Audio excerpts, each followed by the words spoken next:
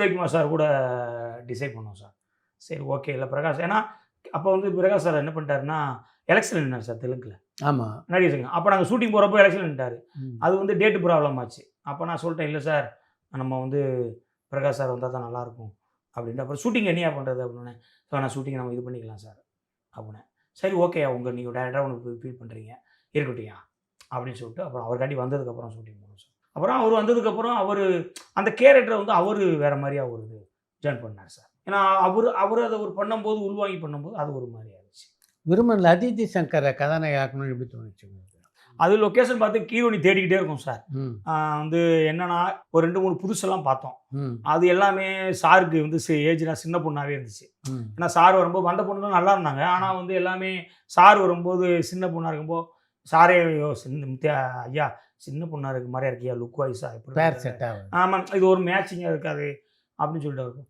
சரி என்ன சார் ஏற்கனவே கொரோனாவில் 2 வருஷம் ஆகி போச்சு 3 வருஷம் ஆகி போச்சு. இப்போ நம்ம ஈவினிங் ஃபிக்ஸ் பண்ணிட்டு போகிறோம். நான் போய் லொக்கேஷனை பார்த்து வந்துடுறேன். அப்புறம் ஃபிக்ஸ் பண்ணலாம்னு சொல்லிட்டு லொக்கேஷன் பார்க்க போயிட்டேன் சார். அப்படி திண்டுக்கல்லில் லொக்கேஷன் பார்த்துட்டு இருக்கும்போது தான் ராஜாண்ணே வந்து திடீர்னு ஒரு வீடியோ அனுப்புகிறாரு. வீடியோ அனுப்பி முத்தியாதை அப்படியே வச்சுக்கோங்க, யார்ட்டையும் காட்டாதீங்க அப்படின்னு சொல்லிட்டு சார் இப்போ சங்கர் சார் பொண்ணு அப்படி ஹீரோயினியை அறிமுகப்படுத்தலாமா, நீங்கள் இந்த லுக்கு பாருங்கள் அப்படின்னு சொல்லிட்டு நான் பார்த்துட்டு சரி ஓகே அப்படின்ட்டு சார் அண்ணே வந்து நம்ம ட்ரெஸ் ஷூட் பண்ணிட்டு பாடலாம் அப்படின்னா. ஆமாம் முத்தியா யாருக்கு வெளியே தெரியக்கூடாது. ஏன்னா சப்போஸ் நம்மளுக்கு மேட்சிங் இல்லை அப்படின்னா அது வந்து தப்பாக இருக்கும் அது அப்படின்னு சொன்னோன்னே சரிங்கண்ணே அப்படின்ட்டு அதுக்கப்புறம் வந்து அவங்க லொக்கேஷன்லாம் பாட்டு வந்து அதுக்கப்புறம் டெஸ்ட் பண்ணி பார்க்கும்போது பார்த்தா அப்படியே பிரியாமணி மாதிரியாவே இருந்தாங்க சார். அந்த காஸ்டியூம்ஸ் அந்த ஸ்டைல் போட்டு பார்க்கும்போது ஆனால் சூப்பராக இருக்குது நல்லா இருக்குது ஓகேண்ணே அப்படின்ட்டேன். சரி ஓகே பார்த்தா பிரியாமணி சாயலில் இருக்குண்ணே ஆனால் அதுக்காண்டி தான் ஓகேங்கிறேன்.